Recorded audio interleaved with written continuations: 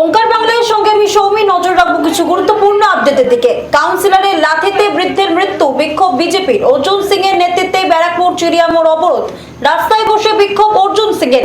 মিছিল থেকে স্লোগান তৃণমূল দূর হটো, উত্তপ্ত ব্যারাকপুর। ভরতপুরের বিধায়ক হুমায়ুন কবিরের প্রস্তাবিত বাবরি মসজিদ ধ্বংসের হুমকি বিশ্ব হিন্দু রক্ষা পরিষদের। উত্তরপ্রদেশ নয়, পশ্চিমবঙ্গের মুর্শিদাবাদ পাল্টা হুঙ্কার হুমায়ুনের।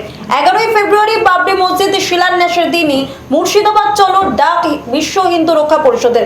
পাল্টা হুঁশিয়ারি হুমায়ুনের, হিম্মত থাকলে মুর্শিদাবাদে আসুন।